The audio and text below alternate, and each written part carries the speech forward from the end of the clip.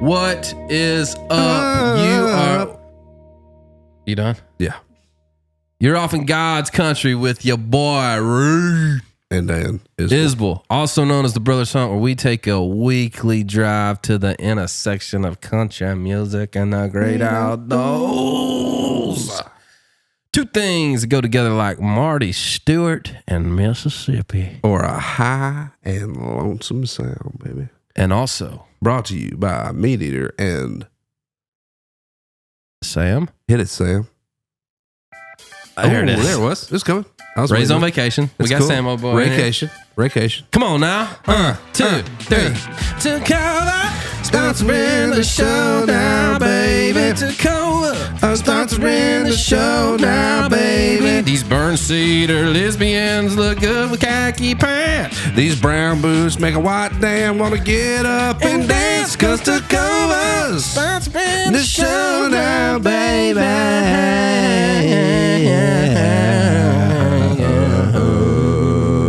That's slow as I can go. I can't go any lower than that.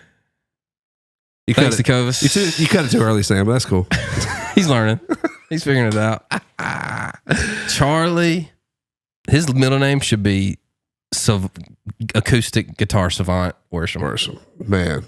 But he's also like a mega killer singer. Like I feel like that. And a mega killer songwriter. I feel like that also kind of just flies under the radar because he's such a great guitar player. But man, that guy is special. He drops one of my favorite country music stories that we've had on this podcast. He brought a little prop with him, a little relic. I think that's the first prop, maybe. Yeah. Great guitar player. We play a ton of Dan's holding a guitar the whole podcast, and we're just kind of riffing on songs, and we do a little Vince Gill medley. Just a great dude, man. Loves Nashville. Loves playing the guitar, loves country music, and it's very apparent. Yeah, authentic human, as well as like just a light. You know what I mean? Like he's cheering other people on. He's encouraging, to us and to the listener as far as folks who may be pursuing this field. He's just a good dude, and you can tell he's grateful. He's humble about the position he's in, and doing a lot of cool things, man, and putting out a record, great songs. You're gonna love it. Listen to Charlie Worsham. It's awesome. Thanks for following us. Thanks for leaving us a 5-star roast. Yeah, I forgot roast time. And I believe we do have one. I think the roast is done. Is it on? I think the roast has been cooking on low for 8 hours. Okay. Let's go. Takes 10. That's why it doesn't taste as good. Dang, okay. That's why mine. Yeah. All right, from 15 JB, the Brothers ADHD. I have not read this yet, so it could be. I don't know. Brothers ADHD. I don't know what goes on. So there. True. If you want to listen to a couple guys struggle to stay on topic for more than 2 minutes and end your commute confused by what you just listened to, this podcast is for you. Yeah, we get it. You killed one nice buck from a truck bed. All jokes aside, once you get past Dan complaining about the most petty things in life and Reid trying to maintain his 25 handicap, the show is legit. The comical banter gets usually bits. Okay. Sorry. The comical banter usually culminates with some deep stories about life that can resonate with even those not passionate about the outdoors and country music. Whew, that was a hell of a sentence. Damn. I'm a day one listener and y'all are killing it. Just when I thought the episode with Craig Morgan was the peak, y'all keep delivering great content, hearing the stories behind life, and music really brings all the songs to life. Kudos to Steve MeatEater for recognizing talent and bringing you into the circle, as I wouldn't have come across your podcast otherwise. Dang! Thanks, 15JB. It's a welcome addition to my weekly commute podcast rotation, marrying two things I'm passionate about. Notice no mention of riding someone's coattails. You're welcome. Come on. Man, thanks. I'm a 3 handicap right now, by the way. 15JB. That was a good one. I'm trying to get He stuck us with the heat, and then he got a little sweet. You know what I'm saying? Yeah. Knows the way to my heart. Help you up. Hey, I want to shout out this guy. I haven't done it yet, and it's been a while, but I'm going to shout out. This is pretty cool. Sorry, it's taking me a while. Where is it? Chad from Missouri. Okay. Recognized me at the aquarium in Chattanooga. Really? Literally, man. I was strolling the stroller, and Oak was running around acting like a shark and trying to bite people. And Griffin was watching she was blowing kisses at the guy cleaning the tank or whatever, feeding the fish. And and I like, you can kind of like tell when somebody's like just feel them looking at you type thing. And I turned and he was walking next to me and he goes, "Hey man, are you Reid?" And I was like, "Yeah." And he's like, "I'm a huge fan of the podcast, man." Wow. He's like, I was like, "What's your name?" He's like, "Chad, I'm from Missouri." He's like, "I listen every Tuesday." He's like, What's "Y'all up, are," Chad? he's like, "Y'all are crushing it, man. Appreciate you. Thanks for doing what you're doing." Just quick. He was like, I'm not gonna bother you anymore, but just wanted to say hi." No pictures, nothing? You Nothing, didn't sign nothing for the man? No, man, and that's great. Okay. That's great. I'm not famous. That's true. We're not. I'm not picture famous. No. I'm not. Even though somebody might have been taking pictures of us the other day, it was kind of weird. People take pictures with me all the time. Oh, do they? They're like, "Who are you?" And I'm like, "Oh, I'm just a guy." And they're like, They ask you to take pictures of "You're them? the hottest guy I've ever seen. Can I get a picture with you?" And I'm like, "Sure, man." It doesn't have nothing to do with this podcast. So shout out Chad from Missouri. Thanks for saying what's up. Kill a big deer this year, Chad. That's right. Well, some turkeys actually. Or now. invited us to come kill a big deer. Yeah, if we you love don't. Missouri. Hey, we love y'all. Appreciate y'all. You're gonna love Charlie Worsham. And yeah, thanks for hanging out with us. See you, bye. Peace. Speed. We are Speed. Clap, not the Gator Chomp. That's the movie thing. Speed. Man, we got CMA Musician of the Year and Touring Musician of the Year. A dad in Mississippian songwriting, touring this year with Megan Maroney and Ian Mudzik and joining Dierks Bentley as a band member for his 2025 summer tour. Possibly the baddest guitarist we've ever had in this building. Definitely. Yeah, today we've got Mr. Charlie Worsham out in Hey, country. thank you. I'm proud to be here. Yeah. Dude, thanks for hanging with us, Heck man. yeah. We always do this like catch up morning thing where Reid and I call each other and kind of yeah. like if there's any bits or anything. And I was like, "Hey man, I think we're just gonna play a lot of guitar today." That's fine by me. Because I'm like, rarely do we have a top 0.5% acoustic player probably in the world. So Ain't no doubt. Maybe we should just let him kind of Let do him his rip on thing, you know? Y'all are kind. I tell you, I'm just trying to be like Brian Sutton when I grow up. Ooh, That's me. He's a That's killer. a dirty boy. He's, right he's there. bad to the killer. bone. Is that what you killer. started on, Brian? Like, as far Well, as, like, bluegrass in general. I mean, when I was real young, my parents would take me to see concerts, a lot of concerts, and I got it. were they bluegrass folks? Not exactly, but Yeah. what happened? We would go see Vince Gill, who is my North Star. Yeah. In concert, and Marty Stuart, my other North Star. Yeah. And of course, him being from Mississippi was a big part of me feeling like, oh, well, he's from where I'm from. Maybe I could do this too. Is he you from know? where you're from? I mean, Not where I'm from. He's from Philadelphia, That's right. Mississippi, and I'm from Grenada. But Dang, that's So that's our people. oh yeah. Studio 55, baby. Yeah. Oh man, Played yeah, I there know 1,000 y'all. We both logged. Oh god, we could tell some stories about Studio 55. I got in trouble playing that bar in high school because there were the poles on the bar. Yeah. And that was, that's a whole nother podcast right there.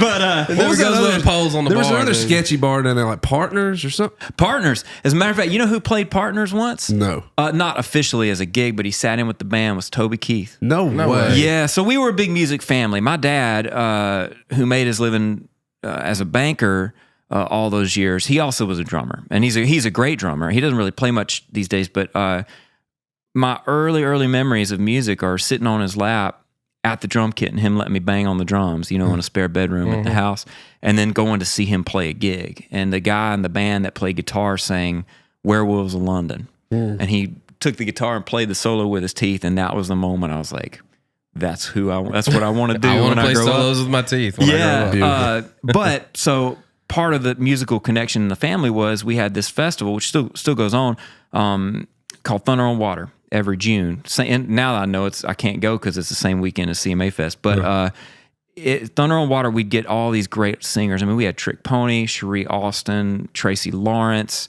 John Anderson played. Like Delbert McClinton would play every year. But one year, Toby Keith came. Is Delbert McClinton, is that Mississippi guy? He's not a Mississippi guy as far as I know. Oh, man, I love that he's guy, so man. good. He's got to be Southern. He's got to be. And you know what I associate him with is my mom cleaning the house. Really? She would put a little Delbert CD on that. Oh, don't make me do What's it. that Don't make record? me do it already. Lubbock, Texas. Lubbock, Texas. That makes sense. What's that record? One of the Fortunate Few or something. Well, I always liked.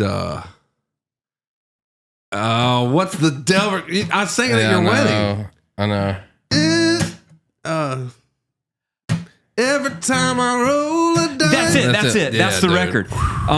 But yeah, no, Toby Keith came one year and they booked him like right before Should Have Been a Cowboy blew up and he was out of their price range. And my dad was the guy who would coordinate and book the festival and the talent and stuff. So Toby comes to town and just, blows the roof off of my hometown. But then after the gig, he's like, I want to hang, I want to party. And so all the folks with the festival take him around town. He wanted food. The only place open was a gas station. So we got gas station hot dogs. Yeah. And then he went to Partners and he sat in a corner and signed autographs and then sat in with the band. Dang. And then he was like, I still want to keep going, y'all. So he swam in the Holiday Inn swimming pool at like 1 a.m. Yeah. What a dude. I don't know if there's been a better opener story. Yeah, that's great. That's great. We do 1,000 different things on this podcast. One of them is what you mad at? Yes. I know I'm a fan. And, Charlie, go ahead and pick that guitar up because we're gonna have you feature on our What You Mad At. Let me see here. Who's going first on What You Mad At? We don't even know yet. How much time y'all got? Yeah, Plenty. Hey, just a heads up for the listener. There's gonna be a lot of guitar today. Yeah. That's all right. Show him the. I ain't showing him nothing. Okay. He'll get it. All right. Just rip a little solo on the back of this, okay? Okay. What you mad at? Just tell us what it is, what you mad at. Is it your in-laws' kids? Might be your boss man or your neighbor's cat. Just tell us what you mad at. Get it, Charlie.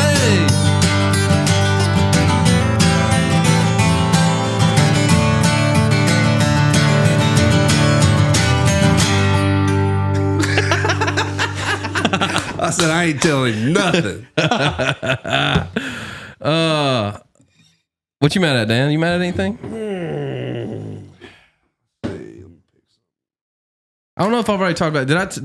Did I talk about the coffee thing last time? Have I talked about that yet? What?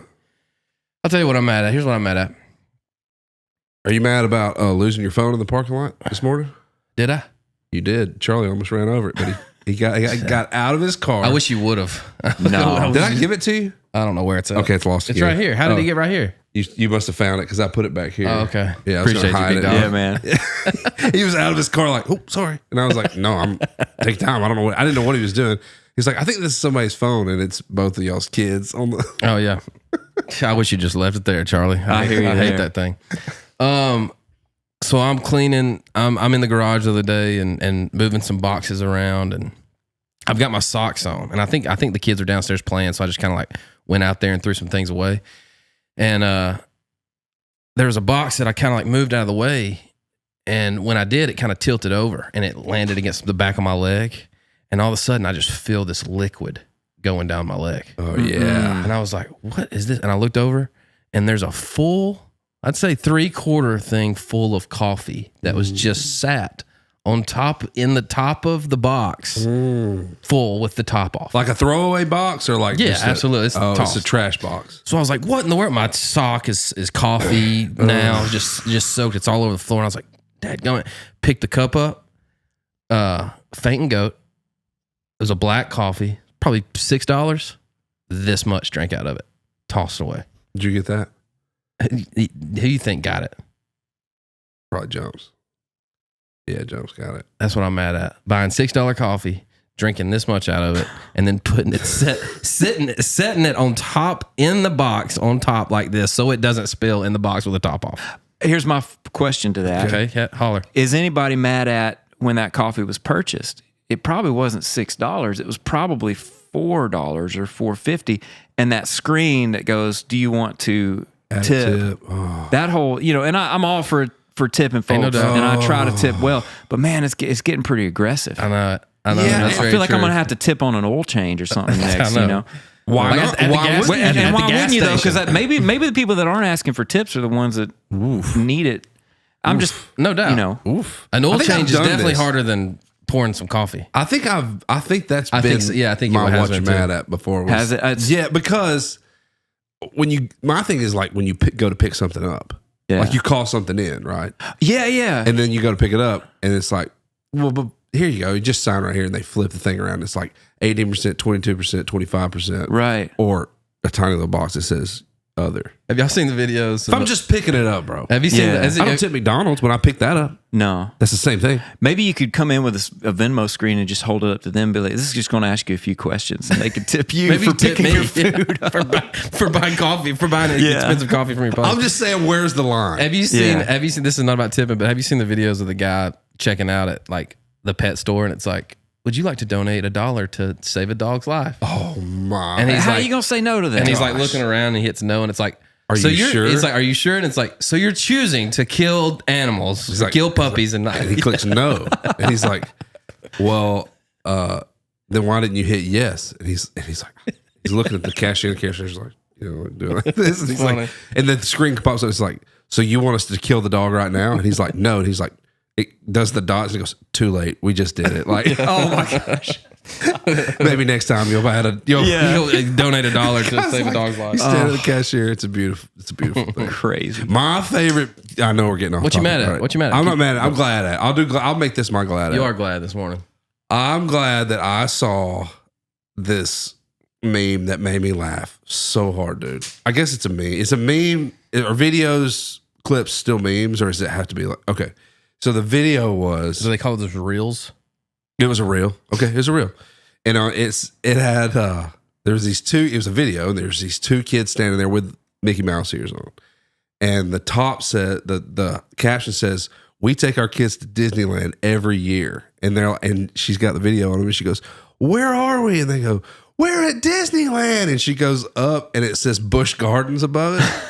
It's just like, it's like Yogi Bear walking around, and like all these characters that aren't Disney, but the kids are so young they have no idea that they're not pretty going great. to Disneyland. Pretty great. She's I'm like, impressed. "We take them to Disneyland every year." It's like freaking Busch Gardens. That's amazing. Where is Busch Gardens? Is that in St. Louis? isn't it? Yeah. Yeah. It's like Hanna Barbera or whatever that thing name. You know what I'm talking about? The guy. Yeah. It's all those cartoons. Yeah, The not yeah, Disney yeah. cartoons. The It's ones that you, theme the park. ones you can get licensing for a little more easily. Yeah, a little more reasonable. Yeah. You Lines mad- aren't as long. You mad at anything? Yeah, lines are not as long. It said it had all the reasons that they $500 instead of But you think about $5,000. it. One of my favorite stories, Randy Montana said he walked in one day and his dad, Billy, was holding holding Sullivan, I think, maybe. And he had an apple and he was going, orange. Like just Completely messing up the system. completely teaching them something. But how funny would that be if with our kids we picked one thing Oh yeah. and just called Just it? messed them up for life. Actually, my wife and I, we haven't done it. But we really strongly considered it. There's a character in The Office that says tacos. Oh. And we thought about just for every time we're around our kids, should we get tacos tonight? Just so that their whole life, but we couldn't bring ourselves to do it. I you know? do say scoo, and Boone is now saying, he say, "I got scoo today." Scoo. We don't put the L at all. And so that's actually kind of unintentionally happening. Yeah. You mad at anything? Man, I got a mad and a glad. Oh, baby. I'm coming in hot today. Okay. But my mad at is not entirely still true, but about 6 years ago, I got lazy as a songwriter. Okay. And I just fell out of the rhythm of getting up every morning and kicking my inner songwriter out of bed. And it all came to a head, and then I buckled down, and since then I have not let up. Every morning, even if I don't have a write or whatever, even if I'm busy, I would always make time to write and think about ideas. And life in the last year has just gotten a little bit crazy. We welcomed our second child Congrats. into the world. Thank you. awesome. Harper Jean was born last October. She's almost 6 months. But I let my writing slip, and I've been mad at myself for the last year or so for letting my writing slip. Because what it is you then hear a great song, and not only do you have that like, dang, I wish I wrote it, but then I'm like, I don't even have the radar up, you know? Oh, yeah. I feel that. But I will say I've been getting up earlier every morning and doing at least the fill up one page thing, and it does make me think about song So how ideas. early Good you for having to you. get up? Between 5 and 5:30, I I'll was wake about to say. up. That's but awesome. Our son has one of those Hatch night lights that changes colors, and so he stays in his room till 6:30 when That that light works. turns green. It's working so far. Dear Okay. Lord, please let it keep Okay. working. When the light turns green, it's It like, turns go. green. You said it. It's yeah. time to go. And he knows, like, until the light turns green, I'm gonna stay So in my what room. color is it until then? It's like a purple pink looking that's kind cool. of thing. So not like scary red. No. Well, it was red, and then we were like, man, what are we doing? And You look at him on the monitor. He's just sitting there. Totally. I bet it keeps. But that's my mad at. I've been mad at myself for getting lazy. One more thing that keeps kids in bed. I saw they had the door shut, and they put a goose decoy at the. I saw that door. one. Yes. And the kid comes. He's like, Dad. Just slams the door. I told Boone, I was like, I'm gonna do that if you don't stay in your bed. He's like, Daddy, don't do it. He's already nervous, like a big turkey decoy, just like. Amazing. That put me back in the bed. What are you glad at? What are you glad My at? glad at is about the time Gabe, our son, who's 4 as of yesterday. Happy birthday, Gabe. Happy birthday, That's Gabe. right.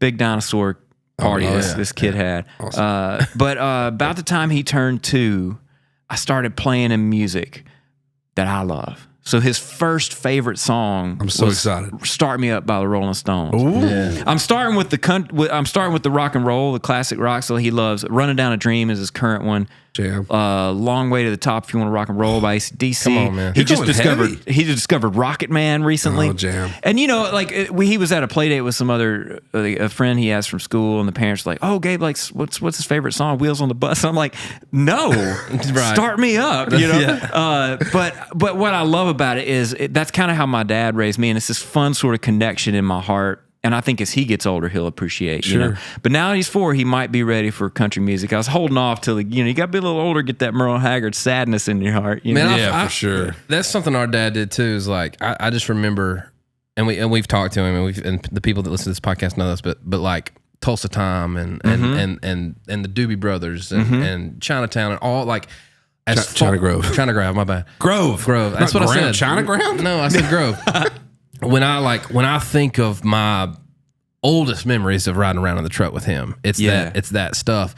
And that like, so I'm trying to do the same thing with our daughter's first, the work, she knew 9 to 5 before she anything, like Dolly Parton, she's going to have a Dolly birthday party. She's obsessed with Dolly Parton. Yes. That's awesome. Because we listened to 9 to 5 and Jolene and all those things, man. And she's obsessed. She's got Dolly shirts and Dolly hats. And I love, there's nothing wrong with that other stuff, but I love like putting that in front of her. There's room for both. For but yes, sure. there's something. And the way I see it is, it's as much for him 20 or 30 years from now Ain't no doubt. as it is right now. That's exactly right. Because of the memories. I mean, music is what you set your memories to, come on. So, and I'm building the playlist out. Like just yesterday, because we got him a little trampoline, I added "Jump" by Van Halen to the. I was like, "Hey, bro," I was like, "Check this out. You ready for a new song?" Stuff on there. And then I journal to our kids, and that's a big part. When I add a new song, I'm like, "Man, you just started listening to this, Oh, or that's awesome. Yeah, that's great. your dad had Don't a have bad another one. hangover this morning. Don't He's have not another gonna one. drink for a Dad of the minute." year, dude. For waking up at 5:30, journaling with this Don't kid. have another one, or that journal's gone. Oh, baby. yeah, no 2 to kidding, 3 is a right? bit of a jump.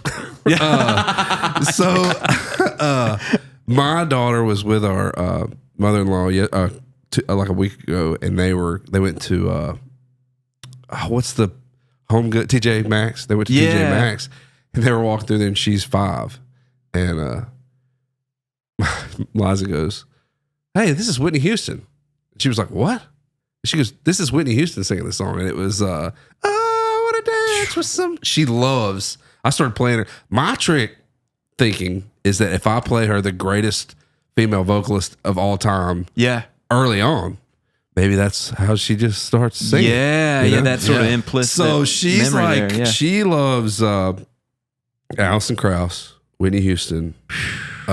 She really loves Ella Langley right now. Big That's Ella fan. awesome. Griffin got on that. And then Griffin's on the Dolly train. And then my son, he's Alan Jackson, dude. Oh yeah. Give him Chattahoochee over Wheels on the Bus every day. Yes. He loves Chattahoochee, and he can't even say it, Another special thing too is like being a songwriter is I'll play my songs for Griffin, and now she'll call them, like if Dan's singing a vocal on one of them, she'll say, "Play the Uncle Dan song." Or so she'll be like, "Play the truck song, play the farm song, play the daddy song," and like we will sit there and go on drives, and whether we're going to Walmart or whatever, and we'll just the sit corn there song. What's the corn? The corn song. Yeah, she loves the corn song. Oh, the corn It's just- song. Yeah, there's yeah. one thing about corn in it, and it's just like these little nuances that she's picking out. But like seeing her back there And it's trivial, right? Like, I mean, there's songs that haven't been cut, or maybe some of them have, but just like looking in the rear view and seeing her back there doing this to like my songs, like creative processes in my head that are putting down on track, and man, it's so cool. It's a special thing. That's yes, it is. Cool. And not to get morbid about it, but I mean, after we're gone, I think it'll be a great comfort to our Me kids. too. No doubt, man. Me too. I think about that all the time. Yeah. What if they could just have my catalog to go back and listen to. Well, they will. They will. Songs I've written about them, songs I've written about their mom. All of the songs I write are about their mom. Yeah, all that's of right. them. All of them. Every song about a girl ever written is about their mom. Yeah. Right, Charlie? Yes, absolutely, it is. Hey, man, what did growing up in Mississippi look like for you? Like, were y'all big outdoors family? Were you just strictly? Yeah, well, yes, and I was actually thinking specifically about this coming in here today. I've never hunted once in my life. I haven't fished since my dad's dad, my papa, took me, and I was probably 6. Yeah. And that's crazy. And I'm going to get back into it for my son's sake. Yeah. And kind of relearn and teach myself. I might have to call y'all for some help. Us, dude. But that doesn't mean I didn't grow up in the woods. Right. I did. Mine looked a little different. I think for me, I was so challenged as an athlete, it never made sense. But the minute it was piano lessons at first, but the minute I got connected to music, that was it. And so my version of the woods was either, if I was by myself, I had a little Walkman with foam headphones on, and a Marty Stuart CD, Come on, man. or Dwight Yoakam or Vince CD, or How something. old are Patty you? Loveless. You weren't taping back then? You were CDing? Oh, I yeah, I had was a tapes. CD. No, I had a cassette, like a big hunk of cassette player. How old are you? In the house. I'll be 40 later this year. Gotcha. I thought we were about the same age. But as far as like mobility's sake, it was CDs. It was I was right at the. I did have a. I was right at the edge. And when I made my first little bluegrass record when I was 13, it was available, and it's still available on cassette and CD. Right now? I should have brought y'all copies. I wish I had I'll one, send dude. y'all some. Please. Just let me know if you want cassette or CD. cassette. I don't have a cassette player, dude. We can find one. I don't know that I even have a CD player anymore, except I for in don't my either. car, maybe. I don't think my truck doesn't have one. Yeah. Is yours? I've never put one in. I've never found it if it does. I guess. Unless it's like a secret hiding. Yeah. CD. Yeah. It's crazy. Yeah, it's crazy. Here we go. But yeah, for me, outdoors was like, if I was by myself, I would have those headphones on, I'd grab a stick, and I'd close my eyes and be walking through the woods in the backyard or whatever around the house, playing along on So you're stage. telling me you, as a child, like I have a vivid memory of me dreaming about playing the end solo of "We Will Rock You." Yeah. Yeah.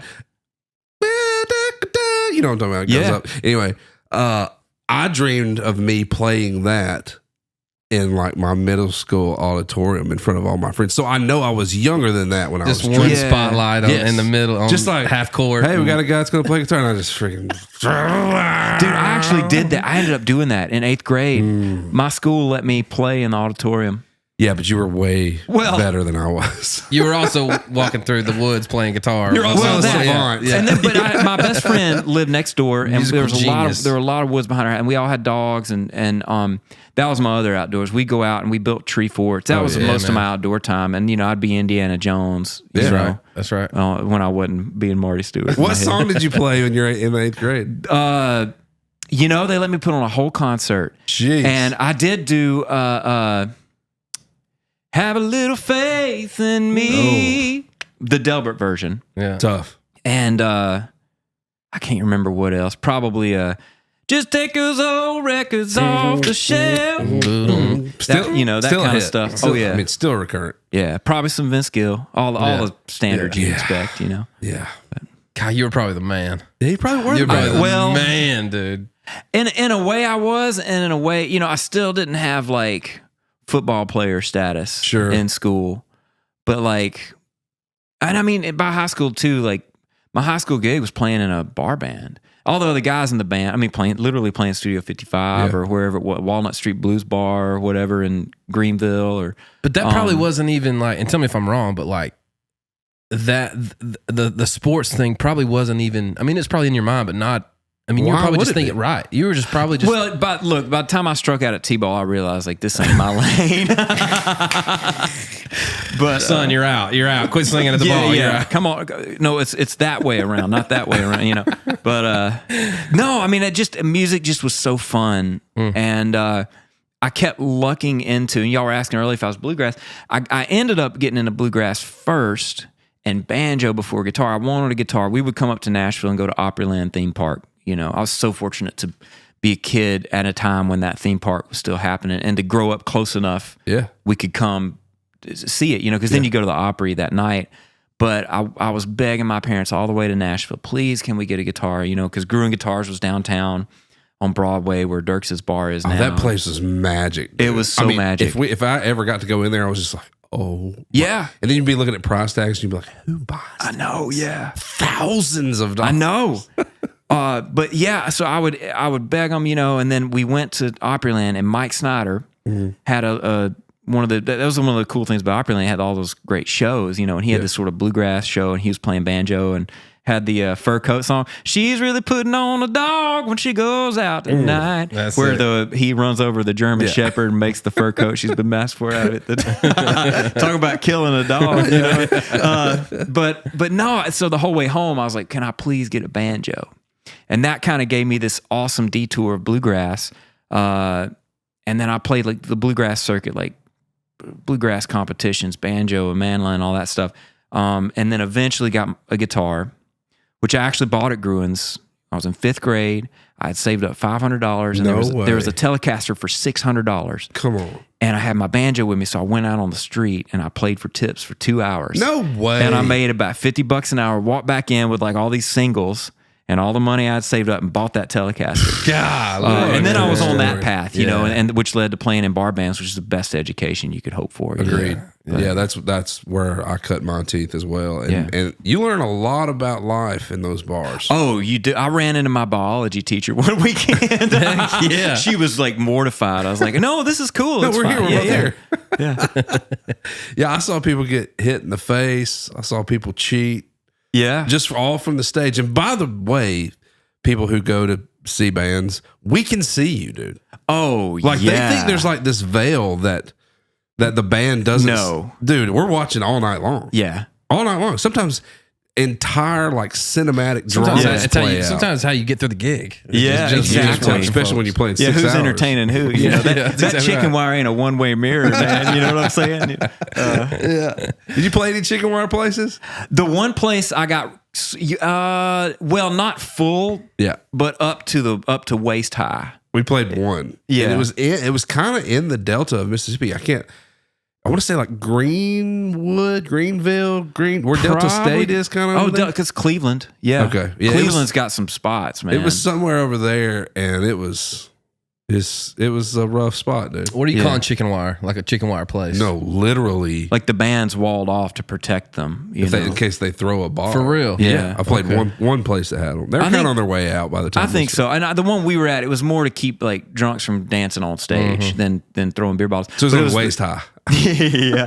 It was the Queen of Clubs in right across the river from Clarksdale. Dang, Did you ever play that's a cool name for a club. Queen of Did you Clubs. ever play Natchez?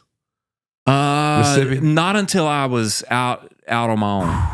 That was a rough spot. I can't remember the name of the bar, but it's like the oldest bar. Like, The Under the Hill spot, like down there by the river. I really can't remember, dude. I've got some. It was rough. Yeah. It was so rough. I saw like the stage was elevated like 6 feet. So you were looking down on people. And I saw a fight start to break out, and the guy went to tase one of the dudes. And when he did, his like 90-pound girlfriend slid in between them, and he stuck her, and she just went fried. Man. Dude, I was like, Jamie, and he was like, keep playing. We just kept playing and got out of there. Oh man, I'd love Natchez to. That's a wild place. That's a wild place. There's no other place on earth like Natchez. And I feel that way about a lot of Mississippi. And I'm getting ready to do a podcast of my own, actually, with the Visit Mississippi folks called Mississippi on the Map. That's awesome. And talking about how influential all these Mississippians are, over the course of history, but on music. But Natchez or pick any place in the Delta, Greenwood, Greenwood, and all Greenwood, that. and you wouldn't think, okay, I'm gonna, or especially somebody from across the pond or something like, oh, I'm gonna go to America and see, but like. And sometimes the people from farthest away are the ones who are like, no, I want to go see Mississippi. Right. You don't see where Elvis grew up. I don't see where Robert B.B. King grew Johnson. up. All that stuff. Muddy But it is a pretty yeah. spooky and cool place. It is. Yeah. South Mississippi is almost like a different continent Yes. than North Mississippi. It is. It has its own greasy kind of old vibe that's nice. Bluesy. Bluesy. Yeah, It's man, bluesy super too. bluesy. Yeah. My wife's from Gulfport. Okay, yes. Well, and the other thing with Mississippi is two of the biggest pieces of the Mississippi story are just across the border in Memphis and New Orleans. Right. So I feel like all of South Mississippi has a touch of that New Orleans, swampy thing, and then all the Memphis stuff. We're where Memphis farms its talent. Historically, like everybody came up from Mississippi and landed in Memphis, and then a lot of them came here. But yeah, it's a cool spot. I love Mississippi. It holds a solid spot in my heart. What was it like going?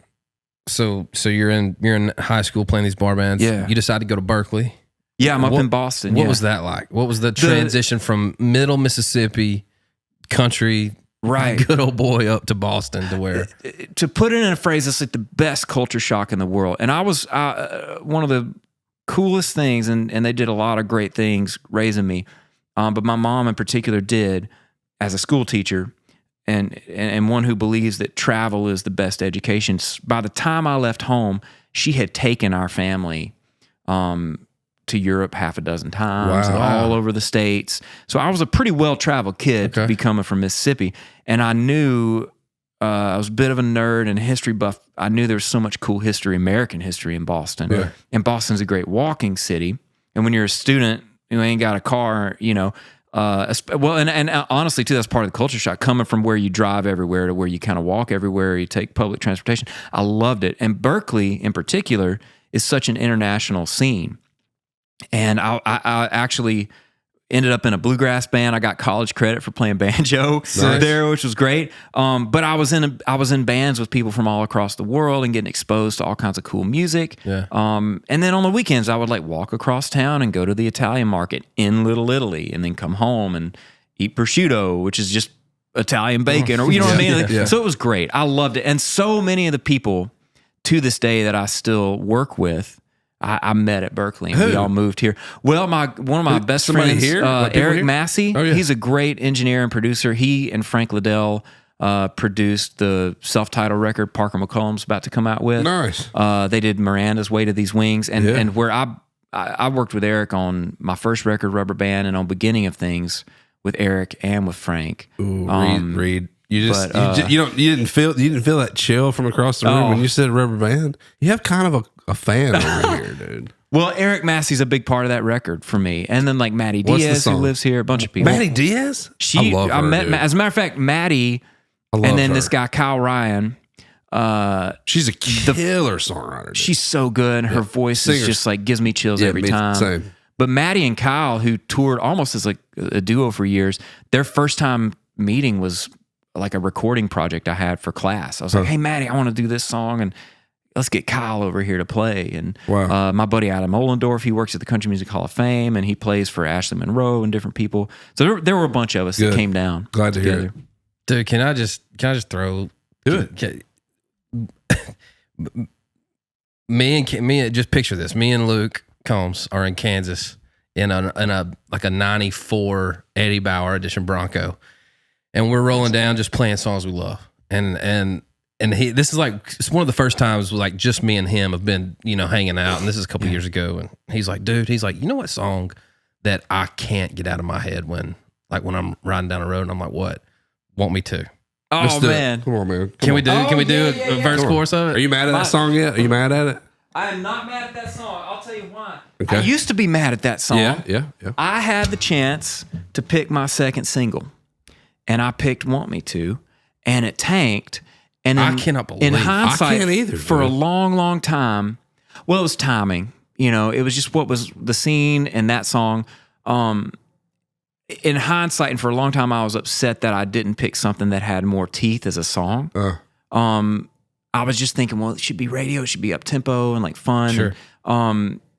But I've made peace with that song, and I actually have so much gratitude for it now. It's a jam. Dude. But yeah, all right, you gonna sing it? You want him to sing it? You get you just get it. I'll sing some harmony with it.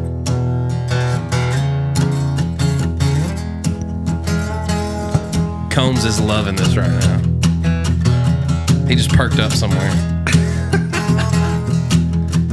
Lock on your heart is chained in the dark. Somehow you lost the key. Say you tried everything to get love back again. Baby, you ain't tried me. Bet I could break on through.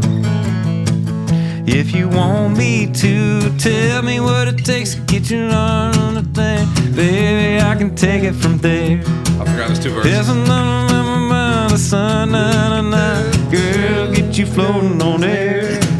If you want me to, come on, man. Do you want me to? My heart's skipping like a stone on the water. Tell me, what have I gotta do to make you want me to? The way I feel couldn't fall any farther. Help me, what have I gotta do to make you want me, to make you want me, to make you want me to? Yeah.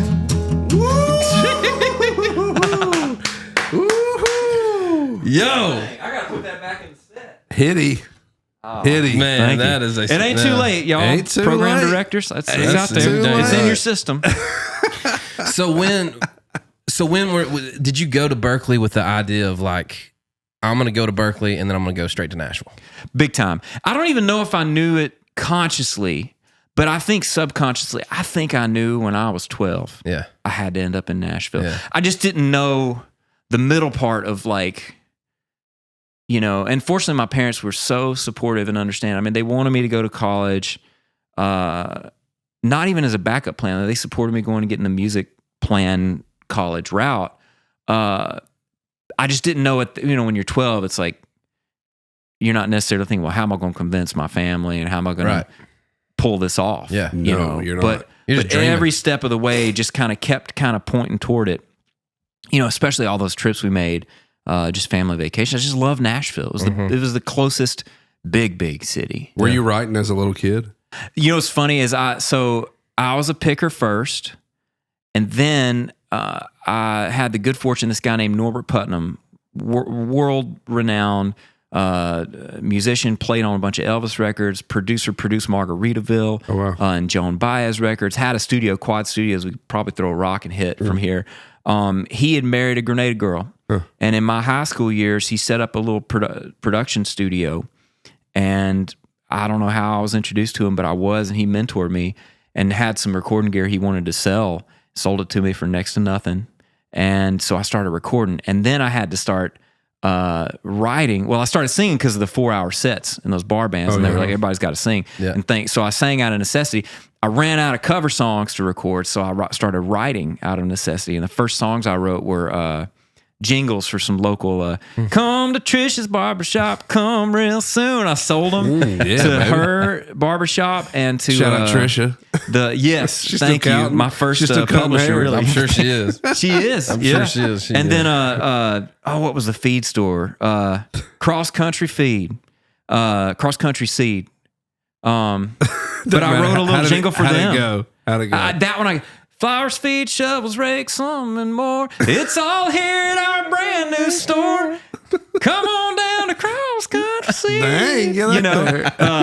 It probably was at that time. And I think they paid me each like $150, and I'd be driving around to school, baby. It'd be on B100 on the radio. Like Man, that was my great. first. I got serious about writing at Berkeley. I had some great teachers who helped kind of expand my horizon, especially on the lyric writing side, and got me listening to songs in a new way. Yeah. So I was able to come into Nashville at a better angle of approach. You mentioned Frank Liddell. That he did that.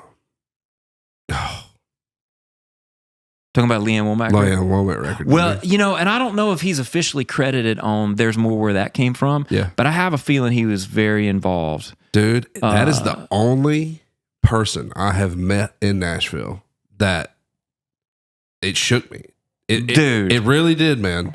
I can't remember why I was at Fenwick's, or we were at Fenwick's, me and you, wasn't it? Yeah. And Frank was there, and he was like, that was my first publishing deal. Was at Carnival with Frank, and me and Frank were actually going to start working on a record until I jumped ship and ruined everybody's plans of me being an artist. Yeah, thanks, bow season.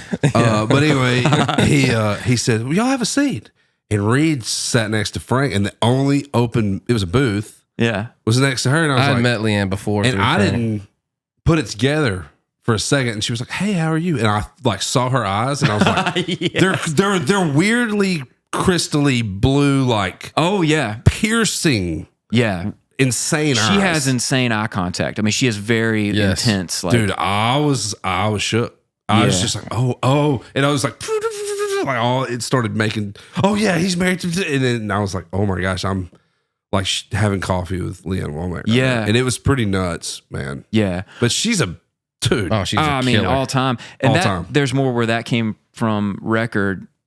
When I first moved to town, I mean, we were in the band van, like, that's all we listened to, just on repeat. And looking back, like, what a gift to Nashville songwriting she is. Because she cuts outside songs. And she still does. I mean, all her records are great. Are you gonna hate me in the morning if I make you play "Hate Myself in the Morning"? If I don't remember the verses, but Read a look them up. Yeah, I can look it up. Is that a G, right? yeah. Always get A minor. another round. If you do the key change, I'm fighting you. Oh, I'm not. Okay.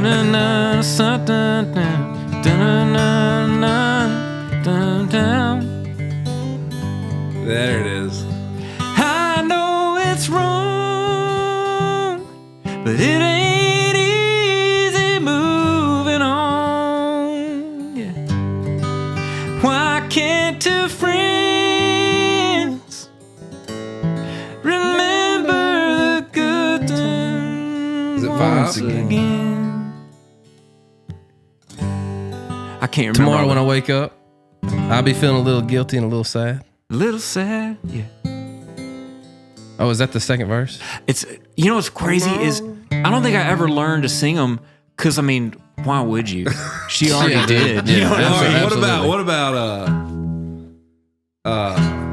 Oh, dude, we can Little Past Little Rock. yeah, but how does the Little Past Little Rock lit go? Oh. Always be you. Well, I got it. You got it? Yeah. I had to leave my life in Dallas. That's too high. Yeah. Okay. That's pretty high. Town will We'll go here. always be. We'll try to Show me where to go. C. Had to leave my life in Dallas. Yeah, there we go. That town will always be you. In every crowd on every corner, every face I'd see. So with nothing more than a tank of gas, I drove away without looking back. And I guess that's how I got where I am. Going anywhere as fast as I can. Now I'm a little past Little Rock and further down the line. Too soon to know what's up ahead, too late to change my mind. I've got to keep my heart out of this and both hands on the wheel. I'm learning more with every mile. Yep. Just how leaving feels. It's a lonely stretch of blacktop out into the blue. I don't know where I'll go or what I'll do, 'cause I'm a little past a Little Rock, but a long way from over you. Or what about I'm the fool in love with the fool who's still in love with you. Could you imagine like coming into a write and them saying, "Hey, I got an idea." Oh my goodness. Dream day. Unreal. She's just so like that voice is just angelic, man. Yeah. So you moved to Nashville. Just you put a hard left on Leanne Womack. Yeah. Well, I feel like we did it justice, right? Gosh. You got anything else you want to? I just love her so much. I man. love her so much. No, she's Jumps, can we get Leanne Womack on here? yeah. All right. You've been in town 18 years. Yeah. You're releasing your first independent record. Yeah. What do you hope to? I don't know. What do you hope to garner with that record? What do you hope to do with it? What do you hope it does? What I've learned making this record, which I think I was starting to figure out over the last 18 years, is the thing I can't live without is making records. And the thing you're always going to do it. I got to do it. I can't not do it. And I'm fine. I'm in a place where for a long time, especially, when Rubber Band came out and didn't take off commercially speaking, I got in a really bad way. I got really angry, and I didn't know it then. I know this now. I wasn't actually angry so much as I was scared to death. And what I was scared of was that I wasn't going to get to do this. That was what I was worried about. And then somewhere, it was supposed to work. You've been dreaming it your whole life. It was supposed to work. Yes, up to that point, everything had kind of fallen into place. Yeah, and you get your one shot, and you throw it out there, and you think that, and I, if there's a young aspiring creative listening, like if there's one thing I can tell them, it's like, if your intentions for doing this are true, there really isn't so much a thing as one shot. I mean, in a way, you might only get one shot on a major label, and I was lucky in those 12 years at Warner. They kept letting me make records, and they even kind of sent me out the door, I think, with some money I wasn't supposed to get so I could make this record. Yeah. But like, it's awesome. Even if that goes away, that doesn't take away what makes you a singer, a writer, an artist, For sure. And you'll always get to do it if that's what you're in it for. And so I've hit a place where I'm not scared anymore of not getting to do it. And I think the low bar for this record is that it just gets me down the road to keep making more records.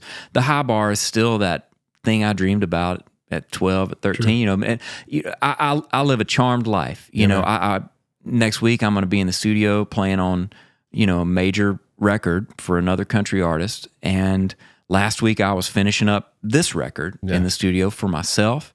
And in a couple months I'll be on the road playing to 15,000 people with Dierks, which is awesome. The only way this could all get better is if that summer part of it and the studio part of it was all just like, all I'm doing is writing songs for me and playing my shows. And that's the hope, is to be able to figure out how I can tour on my own, bow out of Dierks, who's been such a good friend to me and so supportive. Not just, he's so good to his band. He also honors us as dads and does so many little things that are really big things to give us that extra time with our families, That's awesome. Take care of us. He also honors and respects me as an artist and gives me freedom to go chase my thing. But yeah, I think that's the only way it could get better. But even in saying that, it's like, I don't know that I'd be here if I hadn't had these detours. And I've learned so much about writing and putting on a show and making records from all these other folks. I don't think I'd have a CMA on my shelf if it hadn't been for this path, at this point. So I'm just grateful for it. But that'd be the only thing, and I'm like so close to the absolute dream. I'm already living the dream, really. Yeah, man. And it's true. Like once you get over that, because I think if you don't move to this town with a little bit of pit in your stomach, with a little bit of fear, then you may be coming at it the wrong way. Because you're right, man. And I hope people find out that once you pass that fear, once you conquer that fear, man, it just opens up the doors to freedom to be creative, right? And not put your creativity in a box. And you can really, you're not sitting down to write a song that you feel like has to fit in this. Once you feel like you're free, you can venture out and you can be creative who you are creatively. Yes. And not just try to be the town creative. Yeah. And I think everybody has to go through their own version of that, where it's like you hear what's working. I did. Rubber Band didn't work, but Bro Country was working. And so, man, if you pull up my catalog and the songs I was writing in 2015, man, it's a lot of me trying to be Sam Hunt. Absolutely. But in doing that, and then I learned, oh, well, that's not me, and that's what makes him is awesome for him. Okay, but so who are you? What makes you? I feel like I came to that same clarity after writing for about 10 years. Yeah. Honestly, grinding. I came to a place where I recognized what it was that I did that held value and was important, or I thought would eventually be important to someone that I could help. What do you, when it's Charlie Worsham, man, like, what's the gumbo recipe for that? I know what I think it is. I just want to know what you think it is. I mean, for the singing, it's high lonesome. It's the bluegrass thing, and bluegrass instrumentation is in there. You know, a lot of banjo and mandolin. I think that's a big part of where I get my pocket. Yeah. And I do think we all have grooves. Sorry about my pocket, by the way. Dude, your pocket's great. I know you felt it. It's your pocket. No, I'm sorry. Don't be. It's great. Yours are a lot deeper. Yeah. We all got, it's all good. And then, you know, the rest of the instrumentation for me, the sonic recipe, there's a lot of Skynyrd in there. There's a lot of Southern rock in there for me. And then as far as like the songs and the writing, it's that Mississippi thing. It's like trying to reach a little deeper, tell a little more story.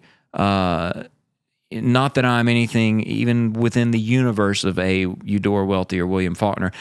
That's where I come from. Sure. Right. That's what I was raised on as far as storytelling goes. Also get to, in my opinion, equally entertaining stories from my Uncle Ronnie, and just as brilliant as a folk. You know what I mean? I absolutely know what you mean, because I think the song on your record that does that is the Second Chance. Once Upon a Second Time Around. Once Upon a Second Time Around, man. When I heard that tune, I was like, geez, man, he took like a pretty common story and kind of made it beautiful. You know what I mean? Yeah. In a Mississippi way. And I don't mean that because they're both alcoholics. I mean it. No. The conversationalness of it. Yeah. Is very relative, but it's also pretty two freaking smart. It's divorcees pretty smart, dude. Who meet in an AA meeting and fall in love and have a sober second marriage. Yeah, man. And they watch a little TV on the couch. You know, they get a dog. Maybe go to the movies every now and then. Yeah, exactly. Yeah. I just know those people, man. I do too. They're my aunts and my uncles, and I mean, I could. It's not all my aunts and uncles, if any of y'all listen to this, but there are people in my family who live in, you know. Ain't that all of us, though? Don't we all have, I mean, may we be so lucky to screw up and get a second act, for sure. You know? Come on, man. I hope my kids screw up. I hope they do it, but learn from it, because otherwise, you know, you're not really getting out of the shallow end of the swimming pool of life, really. Yeah, you taste a little redemption. Yes. And you know that it's okay to do that. It's okay. That's It's right. not the end of the world if you make a mistake. Yeah. And whatever your There's beauty in that. definition of failure is only. I wish that was something we could adopt. And to the listener who's aspiring, like you were talking about, man, that all that is just part of the process. You can't give it more weight than it deserves, because it's hearing no, or whatever you think failing actually is, should be nothing more than propulsion. That's right. You know what I mean? Yeah. If you're a weightlifter, what do you do to your muscles? You reach failure, and then you let it recover. And now you're starting with the stronger. wisdom you could only gain from that, from breaking it all the way down. It's the only way to do it. Yeah. Truthfully. I mean, it's in the Bible. I mean, the flood, you know, like the whole New Testament is based on that. So, I mean, yes, there's a deep truth in that. And being almost 20 years in Nashville, I feel like I'm starting to be the recipient of the grace part of it, you know, and the goodness, the fruits of all that. So, yeah.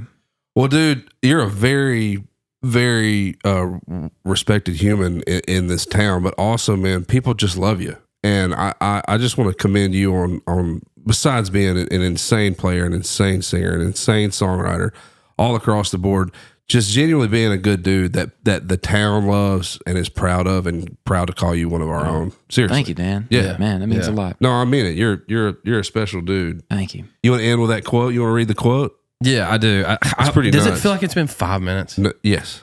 I know. I feel like we're just getting started. I know. Me too, man. Read the quote. It's good. Yeah, this is a quote you said in an interview. The two most important things are to hold on to a student growth mindset. Always be practicing.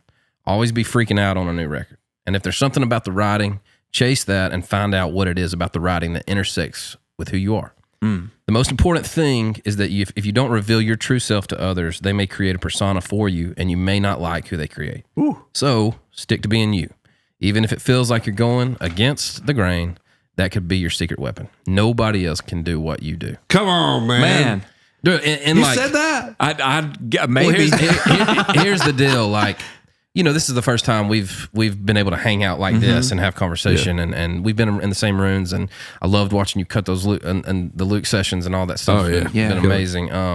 But man, just sitting here with you for the past hour, I know that's you. You know, me too. I sure. I can see that being true and your mindset and your platform, and dude, that's a beautiful way to put that, man. Hey, thank you. And I can see that throughout your career. I'm not gonna let you get out of here though without playing a lot of music. So Hang on, I want to hear the story about this. Okay. Oh yes. Well, I was thinking about my Gravorite. Can you show that to the camera? And I got to say too, I was telling Jordan this before the cameras rolled. I was before I really listened to the podcast. I was just following, and I would see it on my screen, and I was be like, "What is a Gravorite?" That sounds like something in the King Billy days when I lived over on Villa Place, that we go down to the basement and fire up. You know? I came to that house. Y'all were playing house shows. At that house, I've come to that house and seen that was your a band. magic time. King Billy was hot shit, dude. King Billy was hot. And for people who don't know, I mean, John Osborne from Brothers Osborne, he was the guitar player in it. Josh Matheny, who just got his second or third or fourth ACM nomination as a session player, plays on Carly Pierce Records, Dobro. And then Kevin Weaver, who's the best drummer, who's also a plumber. Yep. Or the best plumber, who's also a plumber. drummer. He's a plum drum guy. But that was a magic time. Those were all the big brothers I never had, you know, and what a great way to get introduced. Y'all were so to town. cool, dude. We were like, God, these guys are so cool. Well, we'd get those GAC, those like, minute and a half commercials. That's right. And every time they did, there was like a product placement. So like one time it was Manwich, and like they just brought cases of Manwich, and we were broke as shit, So we just ate Manwich. Smashing Manwich. Whatever we had, But so this rug right here, the story here, this is my Gravorite song in mind that we'll get to. When I was 11, that festival, Toby Keith played, Marty Stuart came to play. And Marty he was my all-time hero. I had just started getting good or decent at banjo. I went to the meet and greet. I played banjo for him. He was very gracious. Did you take your banjo to me? I took my banjo to meet and greet, and he let me play him a song. Which, now that we're on that side of it, like that, it's this much effort. Sure. But man, when you're the kid, means the world. It changes your life. For sure. And Exactly so right. thank you, I Marty. just got chill bumps on Isn't that, that wild? Man. That's awesome. And Jones, so get Marty on here. Get Marty on. He'll do it. He'll Really? do it. And you got to check out what he's doing in Philadelphia, Mississippi, with his Congress of Country Music too. He's the best. But no, this that day he gets ready to play his show. I've been looking forward to this like it's the biggest event of my life to this point. Yeah. And about 5 songs in, the biggest thunderstorm that ever hit Grenada drops on us. And they have to yank him off the stage because there's lightning and it's dangerous. There's no way he can go on. We're also parked at the bottom of the levee, his bus is. And so it's getting muddy fast. Yeah. So the drivers, like, they're pulling him out of the hotel. You got to get out of here because you're going to be stuck. Yeah. Well, they left in such a hurry that they left their bus mat that they had laid out on the ground. Mat? That was their bus mat. And You stung that thing. and my sweet mom got out in that rain and put this thing in a garbage sack, threw it in the trunk, and cleaned it off the next day. And then until I left for Berkeley, the first thing my feet would hit every morning was this rug next to my bed. Every morning. Man. And Oh my God. the cool here's the full circle part of this. The full circle part is Marty's getting inducted into the Country Music Hall of Fame, and they call me and say, would you like to play the guitar solo to Tempted? It's going to be one of the 3 songs. Kill me, dude. It's going to be one of the 3 songs they play to induct him. Amy Lou Harris is going to sing it, and we want you to play the solo. And I said, I got one. Yes, but I have one question. Can I bring a little square of carpet and stand on it? And so I stood on this rug, and there's Marty getting inducted, and I played the solo standing on that rug. And somewhere deep in my heart, man, 10-year-old me just like, just transcended. Dude, I'm about to cry, man. Me too, That is a man. beautiful story, dude. Isn't that wild? Oh my How awesome gosh. is that, dude? And it's such a Marty thing because, he collects all this stuff. And like, this was me kind of trying to be a little like him, like holding on. I also have Roy Acuff's last tube of Polygrip, which is another story. Dude, I just want to ask one more question. Like, and I ask this to people from time to time, but like, walking through the woods when you were little with a Walkman on and listening to these songs, listening to Marty and like, did you see this for yourself? You know what? I really did. I saw it almost in a way more clearly than I'm able to see it now. because all I saw was the truest part of it, which was, this is what God put me on this earth to do. I cannot deny it. I can just trust it and believe that it will be true in the way that I feel the Bible talks about, getting into heaven like with the heart of a child. I didn't have the whole part of it where it's like, well, I'm going to have to get a pub deal. I'm going to have to get, or like I got to compare myself to it was just like, man, this is what I'm supposed to do. Yeah. And I'll figure it out. Yeah. And so I saw it in that sense. But I didn't, I didn't know how I was going to do it or even think about how. I just thought, well, this is what I got to do. Yeah. That's Well, you're doing that's it. beautiful. We're all proud. Yeah, Oh my look gosh. at us, man. Do it right now. Crazy. Do it right now with that freaking Marty Stuart song. Well, here we go. Man. And when I'm thinking about how is this the greatest, it ain't like a house that built me kind of great, but man, when you're 9 years old and you're in Mississippi, you got that perfect guitar size stick in your hands and your foam headphones on. He's such a pro, man. This is the greatest country song of all time. Charlie Worsham's Gravorite right here. Gravorite, Gravorite. Not. There's a girl trying to steal my heart, and I'm tempted. Come on, man. Even though she could tear it apart, I'm tempted. In her eyes, there's mystery. Every time she smiles at me, I know how it could be, and I'm tempted. Here's that cool guitar part.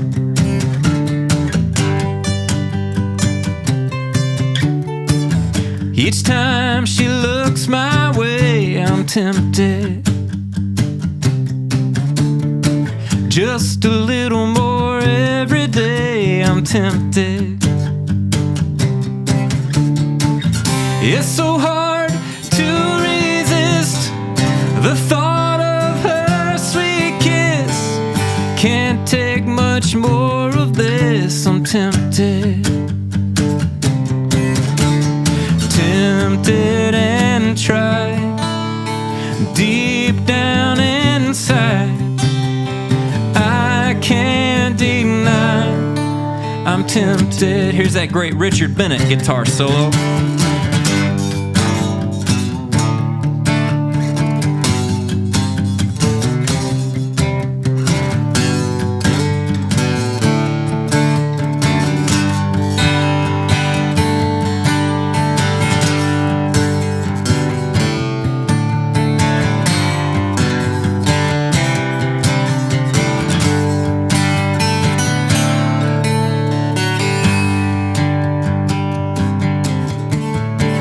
Ever since she caught my eye, I'm tempted. Just one look and you'll know why I'm tempted. If I'm burned by the flame, there's no one but me to blame.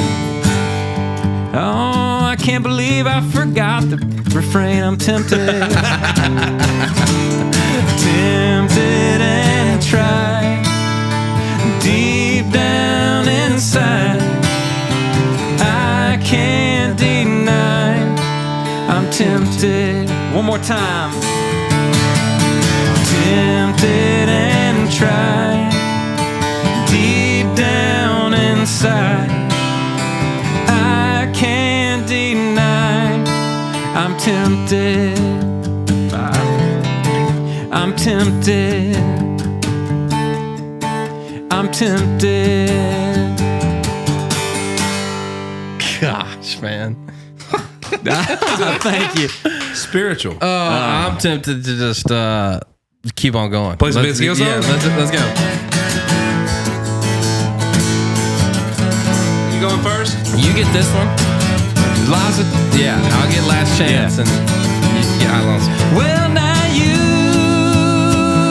got my number. You got my name. Why don't you call me Little Liza Jane? Come on, man. Next verse, yeah. Yeah. Well, you got that body. You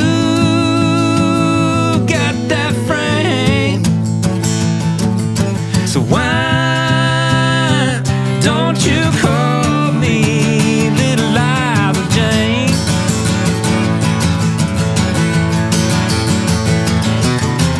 Girl, I got it bad for you. There ain't nothing I won't do. Just one kiss and I'll never be the same. Little Liza Jane. Is it same key? Little Liza Jane. Get it. Little VG medley. Well, she was standing at the front porch when I got home last night. A good book in her left hand and a rolling pin on her right. She said, "You come here, boy, for the last time with liquor on your breath. You're gonna listen to my preaching, boy. Boy, I'm about to beat you half to death. Come on, so give me just one more last chance before you say we're through. I know I drive you crazy, baby. It's the best that I can do. I'm just a good old boy making noise. I ain't running around on you. Give me just one more last chance before you say we're All right, go, through." Charlie. Just go for a second. Charlie Worsham, everybody.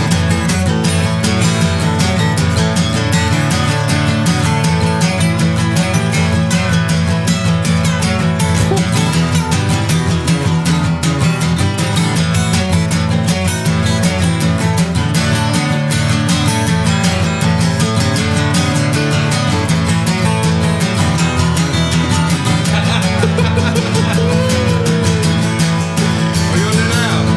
Gee. High lonesome, yeah, there we go. Whenever I'm... Let me do that. That deserves better. Here we go. Whenever I'm feeling lonely, whenever I'm feeling blue, I start thinking about my blue-eyed darling. That's all right. And my heart starts pining for you.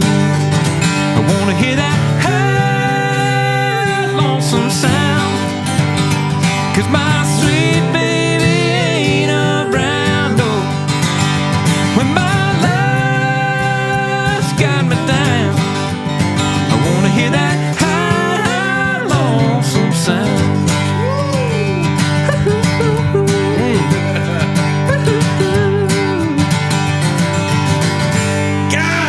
Golly, man.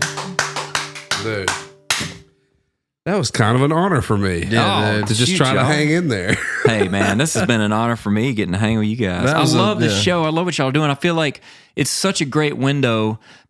I've believed for a while now that Nashville deserves a late show of its own. You know, because when I think back to the 90s, like TNN and stuff, Yeah, that man. kind of existed a little that's bit. right. You know? For sure it did, yeah. And man, this is kind of the closest thing we got to that. Thanks, so, man. Man, that's That means cool. a lot. Thank you for saying that. Heck That means yeah. a If y'all lot. need a band, you know, you probably fit one back Oh, here. yeah. We can But, stick we move some turkeys around. What you need is to have the band all mounted coming out of the wall. The only way I'm having a band is if you're in it. I'll be in it, man. Count me in. You're in enough bands as it is. You're in your own. You're in I your know, own right? band. I know. I probably need to slow my Golly, roll. man. Dude, Goodness. Charlie Worsham is awesome. Hey, Thanks what's the so new much. record called?